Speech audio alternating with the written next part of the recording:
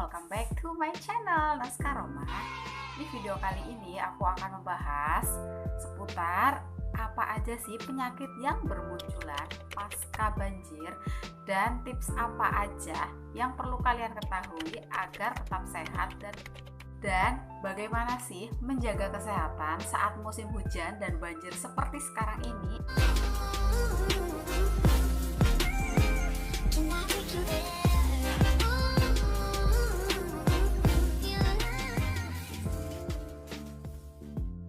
Simak terus videonya, jangan lupa like, komen, dan subscribe.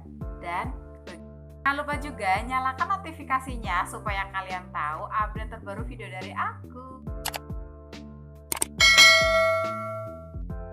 Jangan di skip supaya kalian gak salah informasi.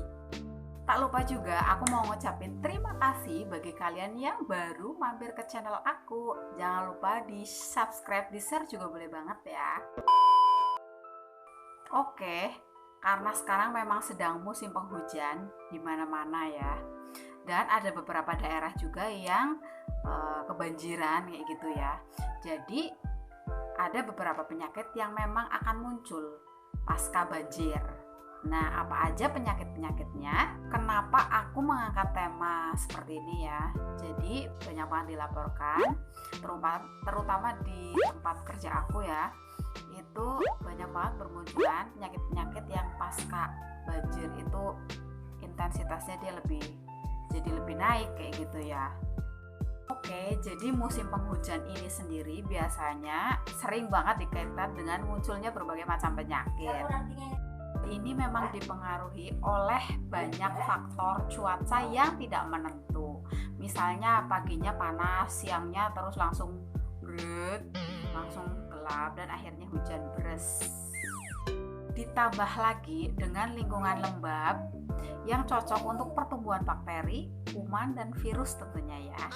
Bila kalian tidak memperhatikan kesehatan dengan baik, maka sehingga daya tahan tubuh kalian itu tidak fit ya, maka ini akan rentan terserang terhadap penyakit-penyakit tersebut.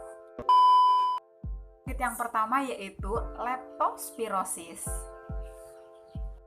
Leptospirosis sendiri disebabkan oleh bakteri Leptospira.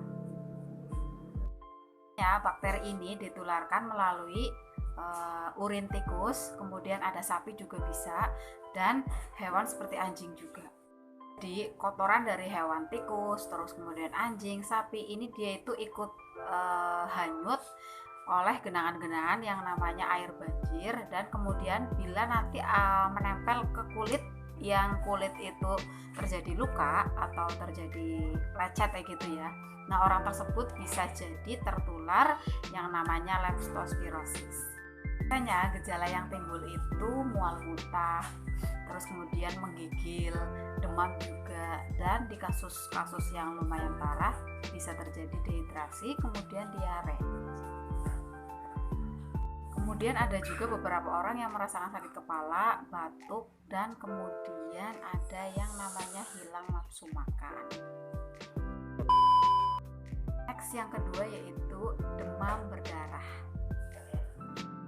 DBD itu disebabkan oleh gigitan nyamuk Aedes aegypti. Ya, biasanya gejala yang muncul itu ada ruam kemerahan, kemudian demam tinggi, mual muntah, kemudian ada nyeri otot, nyeri tulang juga. Dibanding dengan musim panas, nyamuk ini lebih cepat berkembang biak ketika musim hujan tiba. Dan untuk mencegah DBD sendiri, apa sih yang perlu kita lakukan di rumah? Yang pertama yaitu dengan cara PSN, yaitu pemberantasan sarang nyamuk. Dilakukan dengan cara 3M, menguras, menutup, dan mengukur. Menguras bak mandi, kemudian membersihkan pot-pot bunga yang ada di sekitar rumah. Kenapa harus dikuras? Karena kalau lama nggak dikuras nanti akan muncul kayak jentik-jentik nyamuk, dan ini menyebabkan nyamuk baru dan akhirnya nyamuk bisa berkembang biak. Kemudian tutuplah semua tempat air yang ada di sekitar rumah kalian, di dalam rumah kalian, karena ini bertujuan untuk menghindari nyamuk masuk ke dalam tempat air tersebut dan kemudian meninggalkan telur, akhirnya jadi berkembang biak. Selanjutnya, kuburlah barang-barang bekas kalian ke dalam tanah supaya lingkungan tetap bersih dan tidak ada air hujan yang tertampung di barang-barang tersebut. Plus, gunakan kelambu saat tidur, kemudian gunakan juga lotion atau spray anti nyamuk, kemudian tidak menggantung pakaian bekas pakai di dalam kamar sehingga nyamuk-nyamuk berkerumun di situ.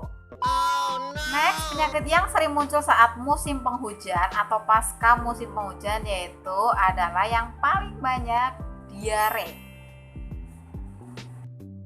Kondisi air dan sanitasi yang kotor ini dapat menyebabkan bakteri dan dapat memicu gangguan sistem pencernaan. Faktor lain yaitu bisa dari makanan atau minuman yang dikonsumsi. Bisa saja makanan dan minuman tersebut sudah terkontaminasi oleh bakteri, sehingga sakit perut kemudian jadi diare.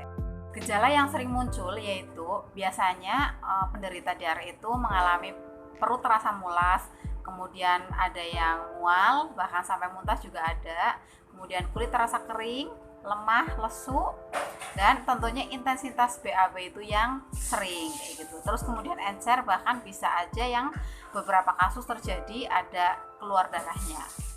Ya, jika sakit berlanjut langsung hubungi ke fasilitas kesehatan atau dokter terdekat. Jangan lupa banyak minum air putih, kemudian perbanyak sayuran, buah, dan perbanyak istirahat. Yang keempat yaitu menyebabkan penyakit kulit. Penyakit kulit ini ada berbagai macam penyakit kulit yang disebabkan pasca banjir. Yang pertama yaitu ada dermatitis kontak. Dermatitis kontak disebabkan oleh zat yang terpapar pada kulit yang dapat mengiritasi kulit atau memicu reaksi alergi. Jadi zat tersebut itu dapat terkandung di dalam air banjir tersebut ya. Nah, gejala apa saja sih yang muncul? Antara lain ruam merah di kulit, kemudian ada lecet juga bisa yang menyebabkan bakteri tersebut masuk ke si yang lecet tersebut. Kemudian di beberapa kasus ada yang menyebabkan infeksi. Dan bisa kulit kering, kemudian bersisik juga bisa.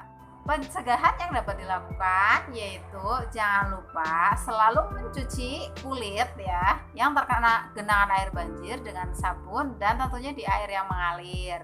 Kemudian pakailah pakaian pelindung, misalnya seperti kayak sepatu boots kayak gitu ya. Jadi ini lebih aman. Kemudian ada kadas kudis, kemudian kutu air, dan masih banyak lagi. Dan yang sering ditemukan di tempat saya praktek itu adalah herpes. Herpes kalau bahasa sininya itu kayak dampak kayak gitu ya. Herpes ini dia terjadi karena virus yang disebabkan oleh gigitan, banyak yang bilang sih tomcat ya. Jadi gigitan serangga sebenarnya. Jadi si herpes ini sebenarnya banyak banget macamnya ya.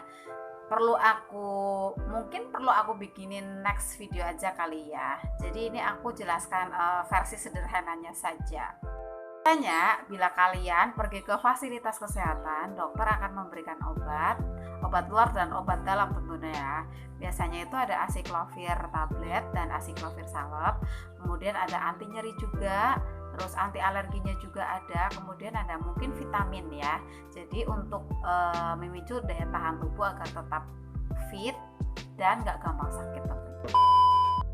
Dan yang terakhir, aku akan memberikan tips bagaimana menjaga kesehatan saat musim hujan dan banjir seperti sekarang ini.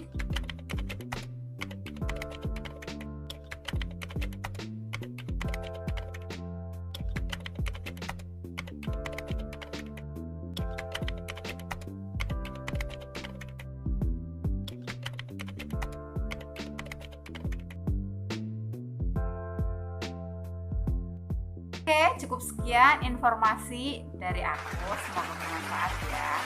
Bagi kalian yang mau request next video, boleh banget kalian bisa tulis di kolom komentar.